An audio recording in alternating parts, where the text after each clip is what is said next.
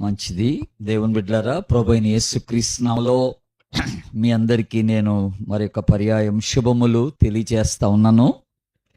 ప్రభు మనకిచ్చిన శ్రేష్టమైన ఈ సమయాన్ని బట్టి నేను ప్రభుని ఎంతో స్తుతిస్తున్నాను. దేవుని దాసులు, దైవజనులు, ప్రియ సహోదరులు జోషి కె రాయ్ గారు ఎంతో అద్భుతమైన ఒక సందేశాన్ని మన ముందుకు తీసుకుని వచ్చారు ఈ రాత్రి వేళ. ఫిలిప్ ఒక సాధారణమైన వ్యక్తి, ఓ చిన్న ప్రార్థన కూడికలో, ఓ ప్రార్థన గుంపులో కనపడ్డ వ్యక్తి దేవుని పిలుపునందుకొని ఆ పిలుపుకు లోబడి ఎంత అద్భుతమైనటువంటి పరిచర్య, అటు సమరయలోను ఆ తదుపరి ఆఫ్రికా ప్రాంతం వరకు అతడు వెళ్ళి పరిచర్య చేసి దేవుణ్ణి మహింపరిచినటువంటి గొప్ప దైవజనునిగా మనం చూస్తూ ఉన్నాం. కనుక అది మనకెంతో సవాలు. ఈ రోజున ఎక్కడెక్కడో చిన్న చిన్న ప్రార్థనా గుంపుల్లో మనం ఉంటూ ఉంటాం, మంచిది. కానీ ఆ ప్రార్థనా గుంపుల్లో దేవుడు మిమ్మల్ని ప్రేరేపించి మీతో మాట్లాడుతున్నప్పుడు ఆ పిలుపుకి తగినట్టుగా మీరు స్పందించగలిగితే మీ ద్వారా దేవుడు అద్భుతాలు చేసుకుంటాడని మనం నమ్మాలి. అందరూ ఒకసారి గట్టిగా ఆమేనండి. ఆమేన్. కనుక దేవుని దాసులు మనకిచ్చిన వాక్యాన్ని బట్టి ప్రభువుని స్తుతిస్తూ మరి జోషి కె రాయ్ గారికి నా కృతజ్ఞతలు తెలియజేస్తూ ఉన్నాను. ప్రియమైన దేవుని బిడ్డలారా, ఉదయకాలం నేను ఒక ప్రాముఖ్యమైన అంశాన్ని మీతో మాట్లాడాను. అదేంటంటే, మనకి ఇవ్వబడినటువంటి అంశ భాగంలో నుండి ఇంత గొప్ప రక్షణ అనే మాట తీసుకున్నాం మనం ప్రొద్దున. అంటే బాబు ఇది తీసానన్న కొంచెం తీసాను. రక్షణ ఎందుకు గొప్పదో ఉదయకాలం మీకు చెప్పాను. గొప్ప రక్షణ అన్నాడు కదా. ఈ రక్షణ ఎందుకు గొప్పది అనే దాని గురించి ఒక 8 విషయాలు నేను మీతో మాట్లాడటం జరిగింది. దాంట్లో మొట్టమొదటి మాట మీకు ఒక మాట గుర్తు చేశాను. మనకి రక్షణ కలగచేసిన రక్షకుడు ఎంత గొప్పోడో ఆ సంగతి చెప్పాను మీకు. రక్షకుడు గొప్పోడు గనక, రక్షకుడు పరిశుద్ధుడు గనక, రక్షకుడు పాపం లేనోడు గనక ఆయన కలగజేసిన రక్షణ ఎంతో గొప్పదని నేను మీకు జ్ఞాపకం చేస్తూ వచ్చాను.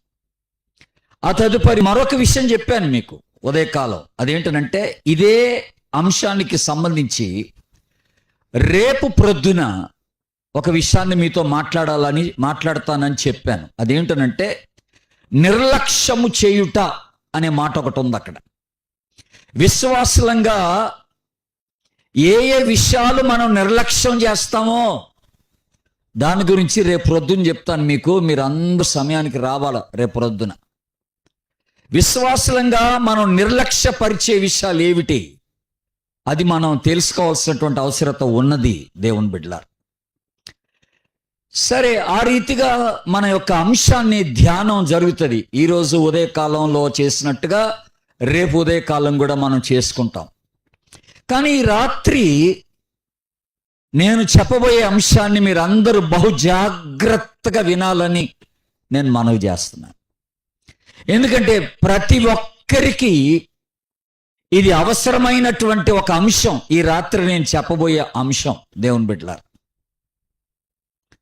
ఈ రాత్రి రేపు రాత్రి ఇప్పుడు నేను చెప్పబోయే అంశము సంబంధం కలిగిన అంశంగా ఉంటుందన్నమాట. ఈ రాత్రికి రేపు రాత్రికి. ఇప్పుడు మన అందరం ఇక్కడ కూర్చొని వాక్యం వింటున్నాం. ఉన్నట్టుండి మనలో కొంతమంది గబుక్కని మాయమైపోతారు. ఆశ్చర్యం ఏమి లేదు అక్కడ. మాయమైపోతారంటే అర్థం ఏంటి? కనపడరు. దాన్ని బైబిల్ ఏం చెప్తుందంటే సంఘం ఎత్తబడుట అని చెప్తుందన్నమాట బైబిల్. ఇంగ్లీష్లో ర్యాప్చర్ అంటారు. ర్యాప్చర్ అనే మాట ఎలాగా దాని అర్థం ఇవ్వబడిందనంటే, అది దోచుకోవడం కాదు, గబుక్కని లాక్కోవడం అన్నమాట. స్నాచింగ్ అంటారు దాన్ని, స్నాచింగ్ అంటే ప్రభు ఉన్నట్టుండి గబుక్కని మనలో కొంతమంది అట్లా లాక్కెళ్ళిపోతాడు అన్నమాట పైకి. కనపడ్డా ఆయన మధ్యాకాశానికి వస్తాడు, ఎవరు కనపడ్డావు? ఉన్నట్టుండి క్రీస్తు రక్తంలో కడగబడిన వాళ్ళందరూ కూడా గబుక్కని ఆయన చేత తీసుకొని పోబడతారనమాట. ఇప్పుడు మైక్ ఆపరేట్ చేసేవాళ్ళు ఇద్దరు ఉన్నారు. వాళ్ళిద్దరూ రక్షింపడి ఉంటే తొందరే లేదు, ఆ సీట్లు ఖాళీ అయిపోతాయి. వాళ్ళల్లో ఒక్కడే రక్షణ పడి ఉంటే ఒకడు ఉండిపోతాడు, ఒకడు మాయమైపోతాడు, పక్కనోడు కనపడ్డు అనమాట. అది సంగతి. ఇప్పుడు మీ పక్కన వాళ్ళు కొంతమంది ఉంటారు, కొంతమంది ఉండరు. ఉన్నట్టుండి కిచెన్లో వంట చేస్తూ ఉండగా యేసు ప్రభు మధ్యాకాశానికి వస్తే నువ్వు గబుక్కని ఆయన చేత నువ్వు తీసుకొని పోబడతావు. కనపడు. మా అమ్మ ఎడిపోయింది అనుకోవడమే ఇంట్లో ఉన్న వాళ్ళందరూ, మా ఆవిడ ఎడిపోయింది అనుకోవడమే నీ భర్త, ఆయనకి రక్షణ లేకపోతే. రక్షింపబడని వారు, మారు మనసు పొందని వారు ఇక్కడ విడిచిపెట్టబడతారు. ఇది బైబిల్ చెప్తున్న సత్యం దేవుని బిడ్డలారా. అందుకనే యేసు ప్రభు చక్కని మాట అన్నాడు. మీరు ఇప్పుడు చదవద్దు కానీ తర్వాత చదవలసిన భాగాలు చాలా ఉన్నాయి, చెప్తాను. యోహాను సువార్త 14వ అధ్యాయంలో ఏమంటాడంటే, ఇదిగో నేను వెళ్తున్నాను, నేను మీకోసం స్థలము సిద్ధపరచ వెళ్ళుచున్నాను, నేను మళ్ళీ వస్తాను, నేనుండు స్థలములో మీరును ఉండులాగునా నేను వచ్చి మిమ్మల్ని తీసుకొని పోతానన్నాడు ప్రభువారు. ఇది ఖచ్చితం, ఆయన చెప్పిన మాటే, యేసు ప్రభు చెప్పిన మాటే ఇది. నేను వచ్చి మిమ్మల్ని తీసుకొని పోతానన్నాడు. దాన్నే సంఘం ఎత్తబడుట అంటున్నాం అన్నమాట మనం. సంఘం అంటే ఏ సంఘం? సువార్త దళ సంఘం కాదు, అది బ్యాప్టిస్ట్ సంఘం కాదు, లూథరన్ సంఘం కాదు. మరి సంఘం అంటే ఏంటి? సార్వత్రిక సంఘం అంటే ప్రపంచంలోని విశ్వాసులందరినీ ఒక దగ్గర కూడబెడితే దాన్ని సార్వత్రిక సంఘం అంటాం అన్నమాట. అది క్రీస్తు శరీరం, అదే పెళ్లి కుమార్తె అన్నట్టు లెక్క. ఇప్పుడు ఆ సంఘాన్ని యేసు ప్రభు ఎత్తుకుని వెళ్ళిపోతాడట. ఒక దినం వస్తుందట. అది తెలియదు ఎప్పుడో, ఎవరికి తెలియదు అది ఎప్పుడు జరుగుతుందో. ఇవాళే జరగవచ్చు, రేపు ప్రొద్దున కూడా జరగవచ్చు, మన అందరం నిద్రిస్తున్నప్పుడు కూడా జరగవచ్చు, అందులో అనుమానం ఏం లేదు. కానీ ఖచ్చితంగా జరుగుద్ది అది. కనుక ఇప్పుడు ప్రశ్న ఏంటనంటే, యేసు ప్రభు మన ఎవ్వరికి తెలియకుండా ఆయన మధ్యాకాశానికి వచ్చినప్పుడు ఆయనతో పాటు నేను ఎత్తబడాలంటే, నేను తీసుకొని పోబడాలంటే క్రీస్తు రక్తంలో కడగబడిన అనుభవం నాకు ఉండాలా. అందరూ ఆమెనండి ఒకసారి. ఉండాలా. ఆ అనుభవం నీకు లేకపోతే నువ్వు ఇక్కడే ఉండిపోతావు. నా మాట నమ్మండి. నీ ఇంటి వాళ్ళందరూ వెళ్ళిపోతావు, నువ్వు ఒక్కడివే ఇక్కడ ఉండిపోతే ఎంత భయంకరం అది. భార్య వెళ్ళిపోయి భర్త ఉంటే ఎంత భయంకరం, భర్త వెళ్ళిపోయి భార్య ఉంటే ఎంత భయంకరం, పిల్లలు వెళ్ళిపోయి తల్లిదండ్రులు ఉండిపోతే ఎంత భయంకరం. ఎప్పుడైనా ఊహించారా మీరు అది? ఎంతసేపటికి ఒక ప్రార్థన కూడికలోకి రావడం, ఆ ప్రార్థన అటెండ్ అయిపోవడం, లేకపోతే ఒక సువార్త కూడికి రావడం, ఆ సువార్త కూడికలో కూర్చోవడం, వాక్యం వింటం, తినడం, వెళ్ళిపోవడం, ఇదే అనుకుంటే అవదు. నేను యేసు ప్రభు వచ్చినప్పుడు ఆయన చేత ఎత్తబడే గుంపులో నేను ఉండాలని ఆశపడాలి. అందరూ ఆమెనండి. నేను ఎత్తబడాలని, ఆ ఎత్తబడే గుంపులో ఉండాలని నేను ఆశపడాలి. దేవుని బిడ్డలా, ఇది సంఘం ఎత్తబడుట అనే మాట అన్నాను నేను. జాగ్రత్త వినాలి మీరు. ఏమిటిది? సంఘం ఎత్తబడుట. ఇలాగ ఎత్తబడిన తర్వాత ఎవరెవరైతే విడిచిపెట్టబడతారో, అంటే మారు మనసు లేకుండా, రక్షణ లేకుండా, పాపాలు ఒప్పేసుకోకుండా, యేసు ప్రభుని అంగీకరించకుండా ఎవరైతే హృదయాన్ని కఠినపరుచుకొని అవిధేయత కలిగి అలాగే ఉండిపోతారో వాళ్ళు విడిచిపెట్టబడతారు. ఆ విడిచిపెట్టబడ్డోళ్ళకి 7 సంవత్సరాలు ఈ భూమి మీద శ్రమలు ఉంటాయి, గుర్తుపెట్టుకోవాలి. ఇది బైబిల్లో ఉన్న మాటే. కాకపోతే మనకి సమయం లేదు కనుక అవన్నీ నేను చూపించట్లేదు ఇప్పుడు ఈ రాత్రి నా అంశం అది కూడా కాదు, ఇంకొంచెం తర్వాత జరిగే విషయాన్ని చెప్పాలనుకున్నాను నేను. అది 7 సంవత్సరాలు విడిచిపెట్టబడ్డ వాళ్ళకి ఈ భూమి మీద శ్రమలు ఉంటాయి. ఆ శ్రమలు కూడా ఒక్కొక్క దశ ఆ శ్రమల యొక్క ఉద్రిక్తత పెరుగుతూ వస్తుంది అన్నమాట. ఆ శ్రమల గురించి బైబిల్లో ప్రకటన గ్రంథంలో ఏం రాశారంటే, ఇప్పుడు చూడొద్దులే, ప్రకటన గ్రంథంలో ఏం రాశారంటే, మనుషులట ఆ శ్రమలు తట్టుకోలేక చచ్చిపోవాలనుకుంటారంట, కానీ చావు రాదట. ఎంత భయంకరం అండి అది. చచ్చిపోవాలనుకుంటారు కానీ చావు రాదట, చావలేరు. ఆ కొండల దగ్గరికి వెళ్ళి, బండల దగ్గరికి వెళ్ళి మా మీద పడి మమ్మల్ని చంపండి అని కేకేస్తారంట. ఆ శ్రమకు తట్టుకోలేక కేకలు పెట్టేస్తారట, కానీ చావరు. 7 ఏళ్ళు శ్రమలు ఉంటాయి. ఆశ్చర్యం ఏంటంటే, ఈ శ్రమలు అయిపోయిన తర్వాత, 7 సంవత్సరాలు శ్రమలు అయిపోయిన తర్వాత అప్పుడు రెండవ రాకడ వస్తుంది అనమాట. మనం రెండవ రాకడ అంటున్నాం చూసారండి, అది అప్పుడు జరుగుద్ది అనమాట సంగతి. అది రెండవ రాకడ అంటే అది సనం ఎత్తబట్టం ఒకటి, అది వేరే విషయం. యేసు ప్రభు అప్పుడు ఎవరికి కనపడ్డు, ఆయన మధ్య ఆకాశంలోకి వస్తాడట. మనం మాత్రం ఇక్కడ ఉన్నోళ్ళం ఉన్నట్టుగానే క్రీస్తు బిడ్డలందరూ ఆయన ఎదుర్కోవటానికి ఎత్తబడతారట. అసలు రెండో రాకడ ఎప్పుడు రా అంటే, ఆ 7 ఏండ్ల శ్రమల కాలం అయిపోయిన తర్వాత అప్పుడు యేసు ప్రభువారు పరిశుద్ధులతో పాటు ఆయన దిగి వస్తాడట.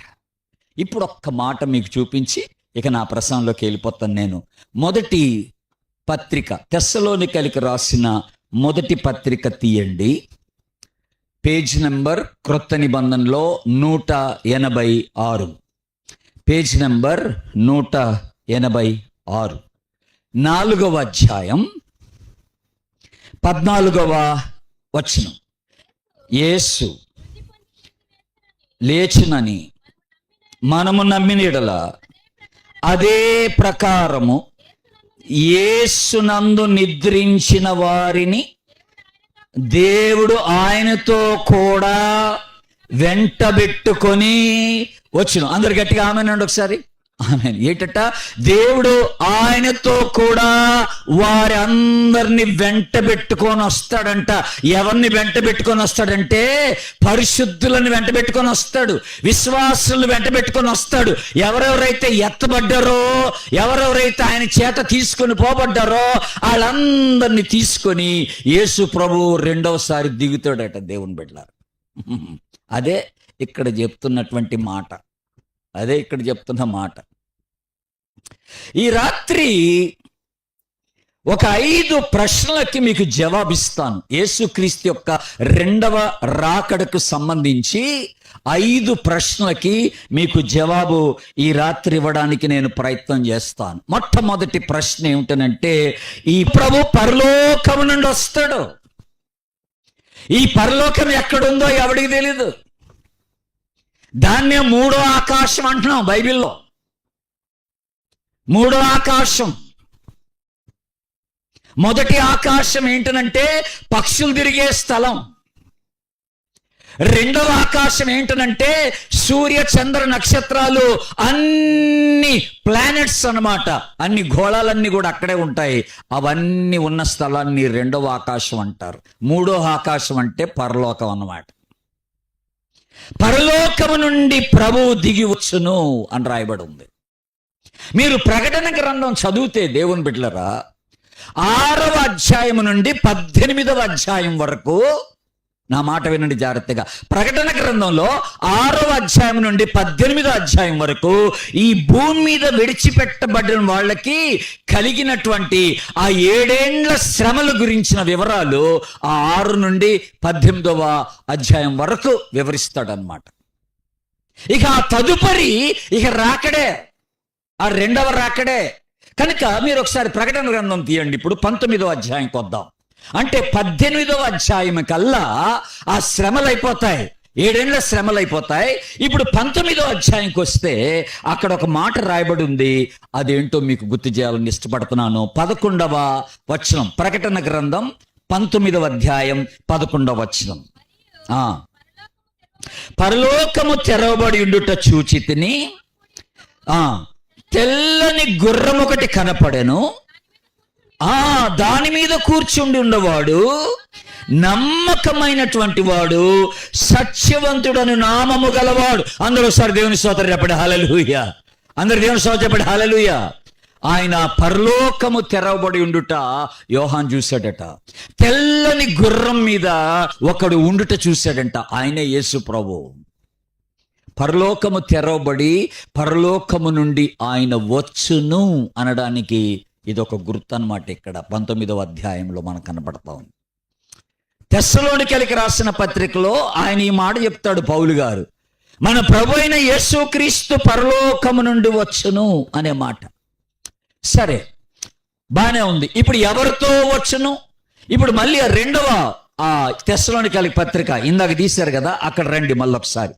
2వ పత్రిక, ఇందాక ఒక మాట చదివాం మనం. అక్కడ పేజీ నెంబర్ ఎంత అని చెప్పాను మీకు? 188. తెస్సలోనికైలకు రాసిన 2వ పత్రిక 1వ అధ్యాయం, ఇందాక చదివిన 6వ వచనం మళ్ళీ చదవండి. 6వ వచనం ఏమనుంది అక్కడ? ప్రభు అయిన యేసు తన ప్రభావమును కనపరచు దూతలతో కూడా, హలో, ఈ మాట మీరు అండర్లైన్ చేసుకోండి. ఎవరితో కూడా? అందరు చెప్పాలి, ఎవరితో కూడా? దూతలతో కూడా వస్తాడంట ఆయన. ఇందాక నేను అన్నాను పరిశుద్ధులతో వస్తాడని చెప్పాను, విశ్వాసులతో వస్తాడని చెప్పాను. ఆ విశ్వాసులు ఆయనతో ఉండగా, ఎవరినైతే ఆయన ఎత్తుకుని వెళ్ళిపోయాడో వాళ్ళతో వస్తూ ఉండగా పరలోకమందు దూతలు కూడా ఆయనతో కలిసి వస్తారట. దేవుని బిడ్డలారా, ఈ భూమి మీదకి జాగ్రత్తగా వినండి మీరు. ఇంకొక మాట ఉందండి, మీరు యూదా పత్రిక తీయండి ఒకసారి. ఇది ప్రకటన కంటే కొంచెం ముందుంటది పత్రిక. ప్రకటన కంటే ముందున్న పత్రిక యూదా పత్రిక. 1వ అధ్యాయం ఉంటుంది అక్కడ, చూడండి. ప్రకటన కంటే ముందున్న పత్రిక యూదా పత్రిక. యూదా పత్రిక 14-15 వచనాలు కలిపి ఉన్నాయి. ఇప్పుడు చూడండి, అక్కడ ఆదాం మొదలుకొని ప్రవచించెను,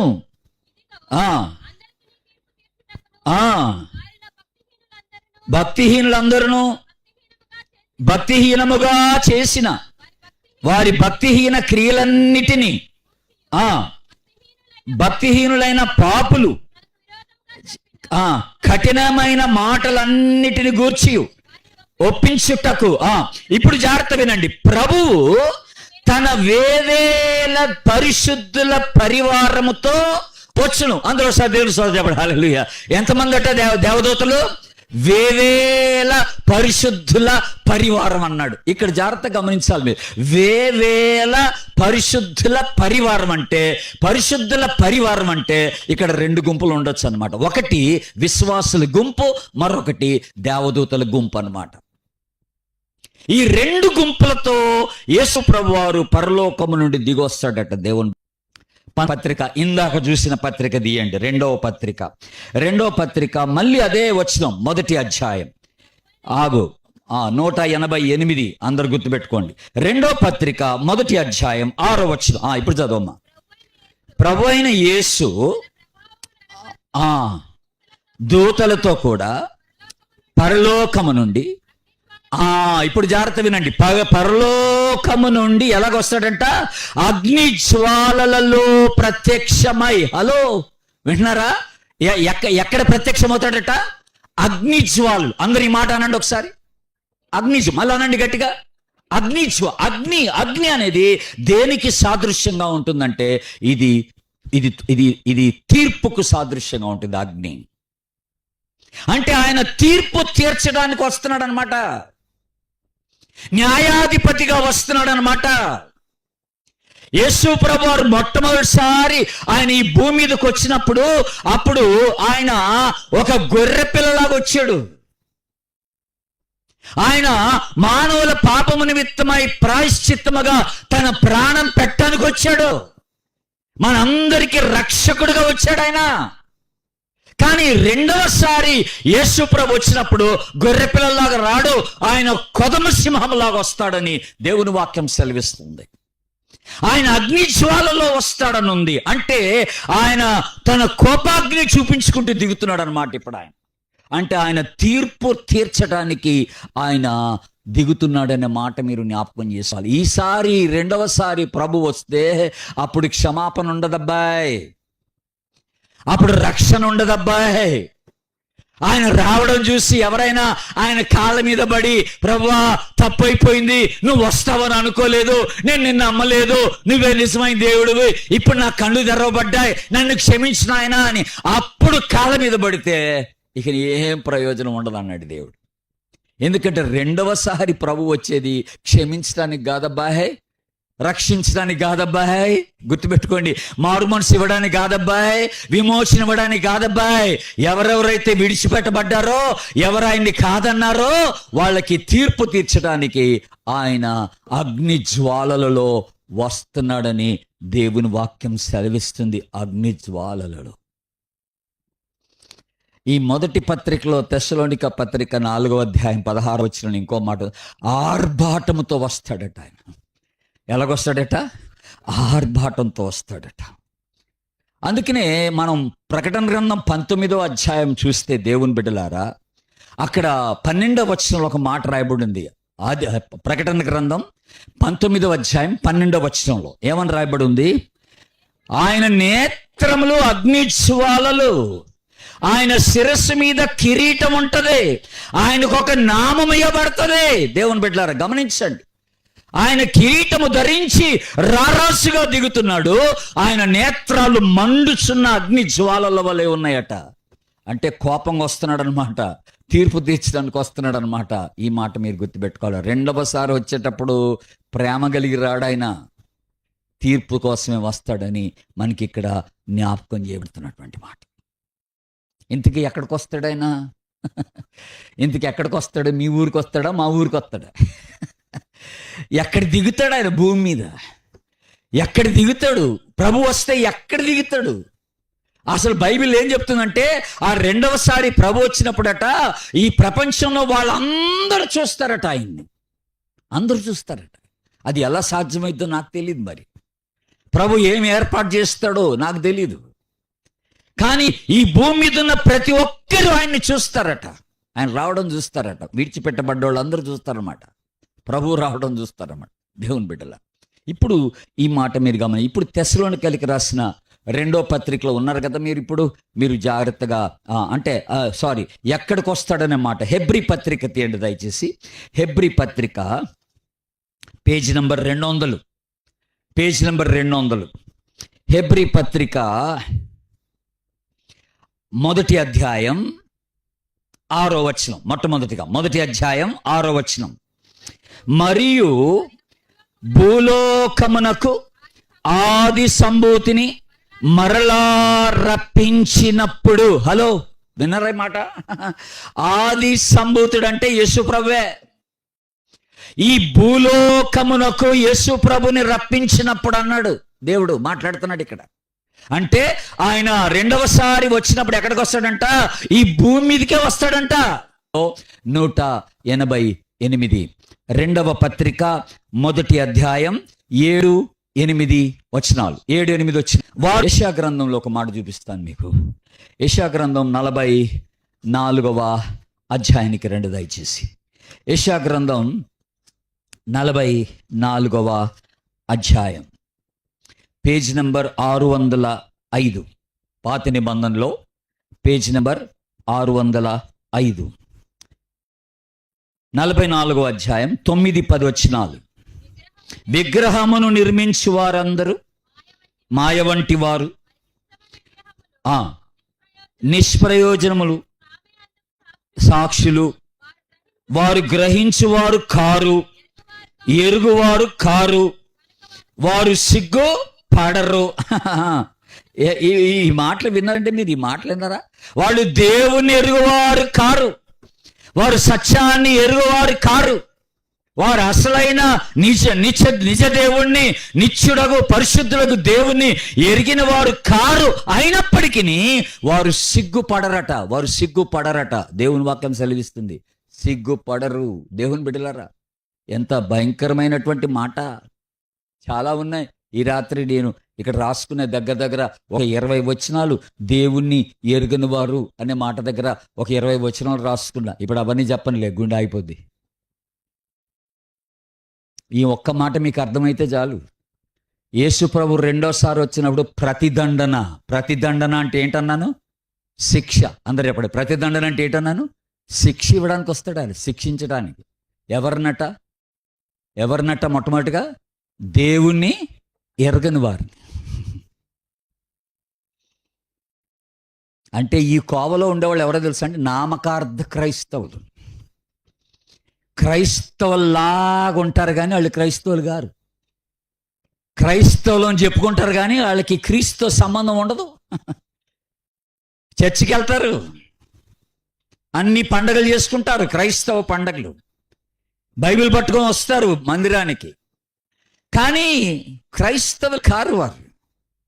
వారికి రక్షణ అంటే ఏంటో తెలియదు, మారుమనసు అంటే ఏంటో తెలియదు, ప్రభు అంటే ఏంటో తెలియదు. ప్రభు చేసిన కార్యాన్ని వాళ్ళు ఎరగనటువంటి వారు నామకార్థ క్రైస్తవులు అనే మాట మనకి జ్ఞాపకం చేయబడుతున్నటువంటి మాట. రెండో గుంపు ఎవరికి దండన, ఎవరికి ప్రతిదండన అని ఉంది కదా. ఎవరికి శిక్షట? అక్కడ ఇంకొక మాట రాయబడింది, ఎవరికి శిక్షట? సువార్తకు లోబడని వారికి అని ఉంది అక్కడ. మొదటిగా దేవుని ఎరగని వారికి శిక్ష, రెండోదిగా సువార్తకు లోబడని వారు. అంటే దాని అర్థం ఏంటండి? ఈ లోబడని వారంటే వీళ్ళకి సువార్త తెలుసన్నట్ట తెలీదన్నట్ట? చెప్పాలందరూ. తెలుసన్నట్ట తెలీదన్నట్ట? తెలుసు కానీ లోబడట్లేదు. అది సంగతి అన్నమాట. సువార్త అంటే ఏంటో తెలుసు, వాక్యం బైబిల్ అంటే ఏంటో తెలుసు, యేసు ప్రభు ఏంటో తెలుసు, కానీ మాకు అక్కర్లేదు అదనమాట. మేము లోబడం, మేము జీవించం అలాగా. యేసుతో మాకు సంబంధం లేదు, వాక్యంతో మాకు సంబంధం లేదు అంటారన్నమాట. ఇంకా అది మరి భయంకరమదే. సువార్తకు లోబడినటువంటి గుంపిది. గలతీలకు రాసిన పత్రిక దీంట్లో ఒక మాట ఉంది అక్కడ. గలతీలకు రాసిన పత్రిక 4వ అధ్యాయంలో ఓ మాట మీకు గుర్తు చేస్తాను. 170 పేజీ నెంబర్ 170, 4వ అధ్యాయం 8వ వచనం చూడండి. 8వ వచనం, ఆ కాలమందైతే మీరు దేవుని ఎరగని వారై నిజముగా నాకు దేవుళ్ళు కాని వారికి దాసులయ్యుంటిరి. ఇప్పుడు మీరు దేవుని ఎరిగిన వారును మరి విశేషముగా దేవుని చేత ఎరగబడిన వారనై ఉన్నారు. దేవుని స్తోత్రం చెప్పండి. హల్లెలూయా. ఎంత మంచి మాట అండి. ఇప్పుడైతే, ఒకప్పుడైతే మీరు దేవుని ఎరిగిన వారు, అదొకే. కానీ ఇంత వాక్యం వినబడిన తర్వాత, ఇన్ని కూడికలకి వెళ్ళిన తర్వాత, ఇంత సువార్త ప్రకటింపబడిన తర్వాత ఇంకా మీరు ప్రభువుని ఎరగకుండా ఉన్నారు, సువార్తకు లోబడట్లేదు అంటే ఎంత భయంకరమైన విషయం దేవుని బిడ్డలారా. అంటే సువార్తకు లోబడని వారు అంటే ఇంకొక మాటలో చెప్పాలంటే అవిధేయులు అని అర్థం అన్నమాట. అవిధేయులు, లోబడే స్వభావం వారికి లేదన్నమాట. హృదయాన్ని కఠినపరుచుకునే వాళ్ళని చెప్పొచ్చు అన్నమాట. దేవుడిచ్చిన హెచ్చరికలు తృణీకరించేవారని చెప్పొచ్చు అన్నమాట. వాళ్ళు ప్రభువు యొక్క మాట నమ్మరు, వాళ్ళు బైబిల్ని నమ్మరు అనే మాట మనం జ్ఞాపకం చేసుకుంటున్నాం దేవుని బిడ్డల. ఇక 3వ మాట, ఒక మాట చెప్తాను. ఈ యొక్క ప్రతిదండనలో ఎవరికి ప్రతిదండన, ఎవరికి శిక్ష అంటే 3 వ్యక్తులకని చెప్పాను నేను. 3 గుంపులకి శిక్ష. మొదటి గుంపు ఎవరట? దేవుణ్ణి ఎరుగని వారు. రెండో గుంపు ఎవరట? సువార్తకు లోబడని వారు. ఇప్పుడు 3వ గుంపు ఎవరంటే మళ్ళీ అక్కడికే వస్తున్నాం. ఎక్కడికి? 2వ తెస్సలోనికైలకు రాసిన పత్రికకే రండి దయచేసి. అక్కడ మనకి చాలా విషయాలు పౌలు గారు జ్ఞాపకం చేశాడు. 188 మళ్ళీ పేజీ నెంబర్ 188 మొదటి అధ్యాయం, మళ్ళీ 6-7 వచనాలు గమనించండి. 6-7 వచనాలు. ప్రభావమును కనపరుచు దూతలతో కూడా పరలోకం నుండి ప్రత్యక్షమై ఇప్పుడు దేవుణ్ణి ఎరుగని వారికిని సువార్తకు లోబడిన వారికిని ప్రతిదండన చేయనప్పుడు ఇప్పుడు జాగ్రత్తగా మిమ్మును శ్రమ పరుచు వారికి శ్రమ పొందుచున్న మీకు విశ్రాంతి. శ్రమ పరుచు వారికి శ్రమ. ఇప్పుడు ఈరోజు ఎవడెవడైతే ఈ భారతదేశంలో కానీ ప్రపంచంలో కానీ క్రైస్తవుల్ని శ్రమ పెడుతున్నాడో ఆడికి శ్రమ. ఎవరెవరైతే పాస్టర్లని, సువార్థికులని, విశ్వాసుల్ని హింసిస్తున్నారో, తొందర పెడుతున్నారో, దూషిస్తున్నారో, ఎవరెవరైతే కొడుతున్నారో వాళ్ళందరికీ ప్రతిదండన చేయటానికి యేసుప్రభు వస్తున్నాడు. ఆయన గమ్మున లేడు. ఆయన ఈ శ్రమల గుండా వెళ్ళే వారి పక్షమున ఆయన దిగి న్యాయం చేయడానికి వస్తున్నాడు. ఆయన శ్రమ పెట్టు వారందరినీ శ్రమ పెట్టేస్తాడు ఆయన. ఈరోజు శ్రమ పెట్టే వాళ్ళు అందరూ సంతోషపడిపోతున్నారు. మేము వాడిని కొట్టాం, వీడిని కొట్టాం, ఆ చర్చి కాల్చి పడేసాం, ఈ చర్చి కాల్చి పడేసాం, ఈ పాస్టర్ గారిని చంపేసాం, వాడి కాళ్ళు ఎరగొట్టేసాం, అలాగే విర్రవీగిపోతున్నారు చెప్పుకొని. మనమేమో ఏం చేయలేని పరిస్థితుల్లో ఉన్నట్టుగా ఉంది మన పరిస్థితి. అటు పోలీసు దగ్గరికి వెళ్ళాం, ఇటు కోర్టులో కేసు పెట్టలేం, ఎందుకంటే క్రైస్తవం అయిపోయాం. క్షమించమని ప్రభు చెప్తున్నాడు, పగ తీర్చుకోవద్దని ప్రభు చెప్తున్నాడు. మనం గమ్ము నుండిపోతున్నాం మనం. కానీ దేవుడట ఒక దినాన్న మన పక్షమున ఆయన రెండవసారి వచ్చినప్పుడు ఇట్లాగా శ్రమ పెట్టే వాళ్ళందరికీ శ్రమ పెడతాడంట. ఒకసారి అందరు దేవుని స్తోత్రం చెప్పండి. హల్లెలూయా. ఎవడు తప్పించుకోవడానికి వీలుండదు. అప్పుడు ఎవడు తప్పించుకోవడానికి వీలుండదు. చూసారా దేవుని బిడ్డలారా? అందుకనే ప్రభువారు ఇప్పుడు మనకేం జ్ఞాపకం చేస్తున్నాడంటే, రోమీలకు రాసిన పత్రిక 12వ అధ్యాయం చూడండి ఒకసారి. రోమీలకు రాసిన పత్రిక 12వ అధ్యాయం తీయండి. 142 పేజీ నెంబర్ 142, 12వ అధ్యాయం 19వ వచనం. ప్రియులారా, మీకు మీరే పగ తీర్చుకొనక దేవుని ఉగ్రతకు చోటీయుడి. పగ తీర్చుట నా పని, నేనే ప్రతిఫలం ఇత్తును అని ప్రభువు చెప్పుచున్నాడు. దేవునికి స్తోత్రం. ఎంత మంచి మాట అండి. మీరు పగ తీర్చుకోబాకండి, పంటికి పన్ను అన్నట్టుగా ఉండబాకండి, కంటికి కన్ను అన్నట్టుగా ఉండబాకండి, ఆడో దెబ్బ కొడితే మనో దెబ్బ కొట్టాలన్నట్టుగా ఉండబాకండి. మీ ఇంటి వారే మీకు శత్రువులు అవుతారు, అనరాని మాటలు అంటారు, మళ్ళీ మీరు బదులు దూషించబాకండి. వాళ్ళ మీద ఏదో ఒక పగ తీర్చుకోవడానికి ప్రయత్నం చేయబాకండి. ప్రభువుకు వదిలేయండి. ఎవడైనను క్రైస్తవుడైనందుకు శ్రమ అనుభవించిన ఎడల వాడు సిగ్గుపడక ఆ పేరును బట్టియే దేవుని మహిమపరచవలెను. అందరూ ఆమేనండి ఒకసారి. ఆమేన్. పేరును బట్టి దేవుడిని మహిమపరచాలా? నేను యేసు ప్రభు నమ్ముకున్నందుకు నాకు ఈ శ్రమ, యేసు ప్రభు నమ్ముకున్నందుకు నాకు ఈ అవమానం, యేసు ప్రభు నమ్ముకున్నందుకు నాకు ఈ హేళన, నన్ను దూషిస్తున్నారు అనుకోవాలా? ప్రభు కోసం ఇవన్నీ నేను అనుభవిస్తానని నువ్వు అనుకోవాలి. ఒక దినాన్న నీ తరపున నా తరపున ప్రభు రెండోసారి వచ్చినప్పుడు అట్టి శ్రమలు పెట్టే వాళ్ళందరినీ ఆయన దండిస్తాడట, శిక్షిస్తాడట. గుర్తుపెట్టుకోండి. ఎంత మంచి ప్రభు, ఎంత మంచి. ఇప్పుడు ఏం కంగారు పడద్దు. ఇప్పుడు నువ్వు మౌనంగా ఉండి ఆయనకు నీవు అప్పగించుకోవడం మంచిదన్నాడు. దేవుని బిడ్డలారా, నా సమయం అయిపోతుంది. మీకు ఇంకో 2 మాటలు చెప్పి నేను ముగిస్తాను. మీరు ఒట్టిగానే ఇప్పుడు చదవద్దు. ఇర్మియా గ్రంథం 20వ అధ్యాయం 11వ వచనం రాసుకోండి కాసేపు. ఇర్మియా గ్రంథం 20వ అధ్యాయం 11వ వచనం. అట్లాగే కీర్తన 119 84వ వచనం. కీర్తన 119 84వ వచనం. అట్లాగే ప్రకటన 6వ అధ్యాయం 9-10 వచనాలు. ప్రకటన 6వ అధ్యాయం 9-10 వచనాలు. ఇవన్నీ కూడా క్రైస్తవుల్ని శ్రమ పెట్టేవారికి దేవుడు వచ్చి ఎలాగ ప్రతిదండన చేస్తాడో దానికి సంబంధించిన మాటలు మనకి బైబిల్లో చెప్పబడ్డాయి. ఇది మనకి ఎంత ఆదరణిస్తుంది. ఈ రోజున మనం ఏం చేయలేని పరిస్థితిలో ఉన్నామని మనం అనుకుంటున్నాం, కానీ మన తరపున ప్రభువు రెండోసారి వచ్చినప్పుడు అట్టి వారికి ప్రతిదండన కలుగజేస్తాడని దేవుడు జ్ఞాపకం చేస్తున్నాడు. ఇందాక ఒక మాట, ఇప్పుడు ఇంకొక మాట ఉంది. యేసు ప్రభువు ఎందుకు వస్తాడు, వచ్చి ఏం చేస్తాడు అని అంటే 2 పనులు చేస్తాడని చెప్పాను మీకు. ఒకటేమో ప్రతిదండన. ఎవరికి ప్రతిదండన అన్నాను?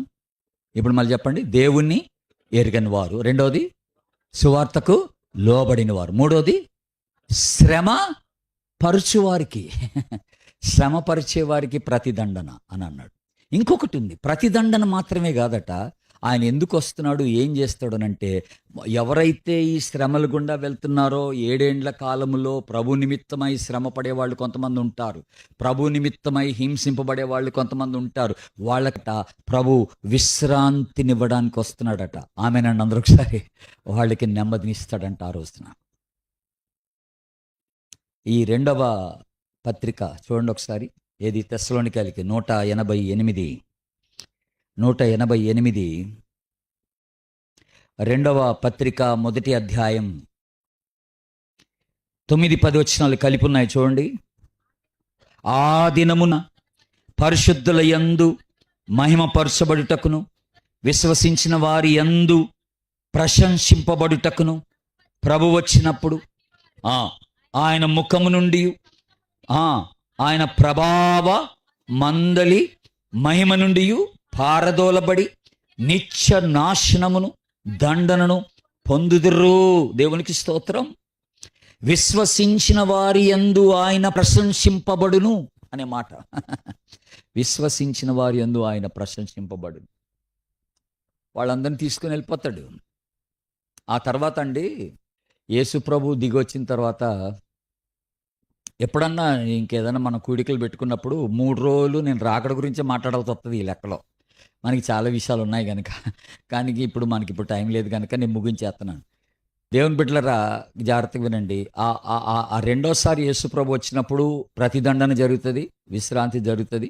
ఆ విశ్రాంతిలో ఏమైపోద్దంటే, ఇక మనం అందరం యేసు ప్రభుతో పాటు కలిసి 1000 ఏళ్ళు పరిపాలన చేస్తావట. అందరూ గట్టిగా దేవుని స్తోత్రం చెప్పండి. హల్లెలూయా. యేసు ప్రభుతో పాటు కలిసి 1000 ఏండ్ల పరిపాలన జరుగుతుందట. అప్పుడు ఎలాగుంటుందంటే పరిస్థితి అండి. ప్రకటన గ్రంథం 21వ అధ్యాయం చూడండి ఒకసారి.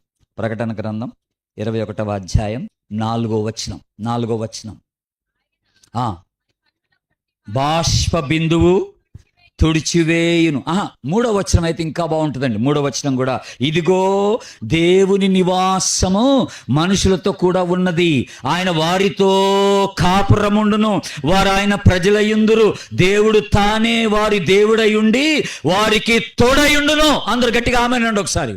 ఆమేన్. ఎంత మంచి మాట అండి, ఎంత మంచి మాట ఇది. దేవుడు వారితో ఉంటాడట. దేవుని యొక్క నివాసము ప్రజలతో ఉంటుందట. దేవుని బిడ్డలారా, 1000 ఏండ్ల పరిపాలన గురించి మనం మాట్లాడుతున్నాం. అప్పుడు జరిగే విషయం ఏంటంటే, వారి కన్నుల ప్రతి బాష్ప బిందువును ఆయన తుడిచివేయును. మరణమికుండదు, దుఃఖం ఉండదు, ఏడుపు ఉండదు, మొదటి సంగతులు గతించిపోయాను. దేవునికి స్తోత్రం. ఆకలి ఉండదు, దప్పికుండదు, దుఃఖం ఉండదు, వేదన ఉండదు, రోగం ఉండదు, మరణం ఉండదు. నిత్యమైనటువంటి సన్నిధి, దేవుని సన్నిధి మనతో ఉంటుందట ఒక దినాన్న. అప్పుడు ఆయనతో నిత్యము మనము జీవించువారం అయిపోతామంట ఒక దినాన్న. దేవుని బిడ్డ, అట్టి గొప్ప గుంపులో నువ్వు ఉండాలని ఇష్టపడుతున్నావా అని అడుగుతున్నా. ఇక్కడ వాళ్ళందరూ ఎత్తబడతారా? ప్రభు గబుక్కుని వస్తే మనలో ఎంతమంది ఉంటాం, ఎంతమంది పోతాం? మీ గుండె మీద చేసుకొని మీ కుడి పక్కన వాళ్ళ వైపు తిరిగి, మీ ఎడం పక్కన వైపు వాళ్ళ వైపు తిరిగి, నేను ప్రభు వస్తే వెళ్ళిపోతానని చూద్దాం అనండి. చూద్దాం. కింద కూర్చున్న వాళ్ళు అందరూ మోకరించండి ఒకసారి.